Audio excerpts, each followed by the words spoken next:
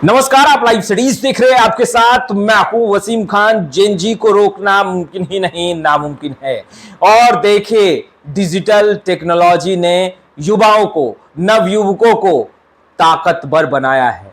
उसका जीता जागता उदाहरण जंतर मंतर पर हुए आंदोलन को आप देख सकते हैं। किस तरीके से युवा जो हैं वो मुखर तरीके से अपनी मांगों को लेकर अड़े रहे और 36 से 37 दिन के अंदर केंद्रीय शिक्षा मंत्री धर्मेंद्र प्रधान का इस्तीफा हुआ। देखिए, धर्मेंद्र प्रधान के इस्तीफे के बाद एक युवाओं में जो उत्साह देखने को मिला और युवा खासतौर पर जेनजी की अगर बात करें तो मुखर तरीके से अपनी मांगों को लेकर सड़कों पर उतरते भी दिखाई दिए। राजधानी पटना की तस्वीरें आपने देखी हैं, किस तरीके से छात्र युवा जो हैं वो सड़कों पर उतरे थे। और झारखंड आंदोलन तो आपने देखा ही, किस तरीके से छात्र जो हैं वहां डटे रहे। खैर, अब देखिए, शिवानंद तिवारी जो कि कभी लालू प्रसाद यादव के साथ कदम से कदम मिलाकर चलते रहे, कभी नीतीश कुमार के साथ सियासत पारी की शुरुआत कर आगे बढ़े। देखिए, शिवानंद तिवारी ने बहुत कुछ लिखा है, जेनजी को लेकर लिखा है, नौ युवकों को लेकर लिखा है, युवाओं को लेकर लिखा है।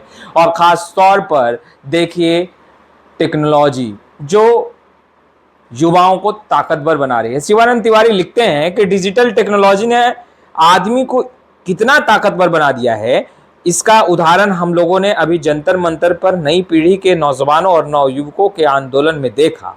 अगर आप उसके कालक्रम को देखें तो 15 मई को हमारे मुख्य न्यायाधीश ने नौजवानों के अंदर, खासकर नौजवान वकीलों के अंदर जो बेचैनी है उसको लेकर कहा कि यह लोग कॉकरोच हैं।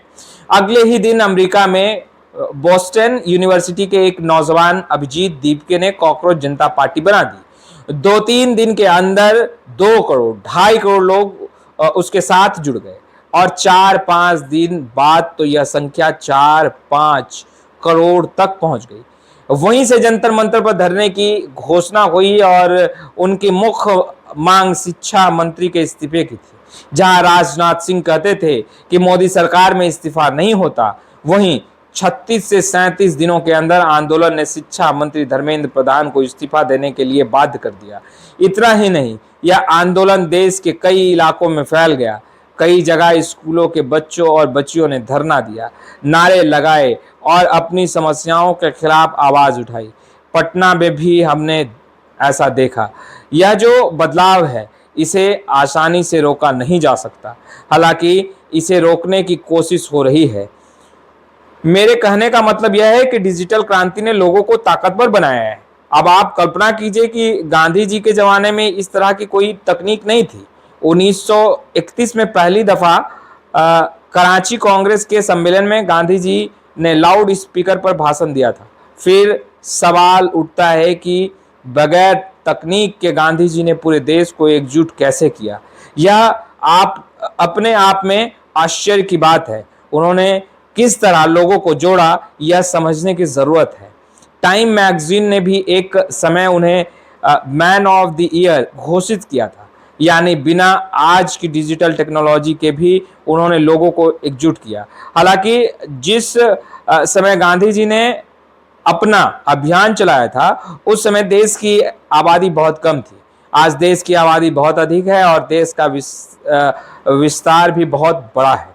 इसलिए गांधी जी वाला तरीका आज उसी रूप में चल सकता है या नहीं, इस पर हम दावे के साथ कुछ नहीं कह सकते हैं। लेकिन उस जमाने में जब कोई आधुनिक टेक्नोलॉजी नहीं थी, जहां तक कि लाउड स्पीकर भी गांधी जी को अपने जीवन के अंतिम दौर में मिला, उन्होंने टेलीग्राम का खूब इस्तेमाल किया। टेलीग्राम में 3-3, 4-4 पन्नों के संदेश भेजते थे, जबकि उसमें शब्दों के आधार पर पैसा लगता था। खर्च करने के मामले में गांधी जी कंजूस थे, ऐसा कहना शायद गलत होगा। वे मित व्यंग थे।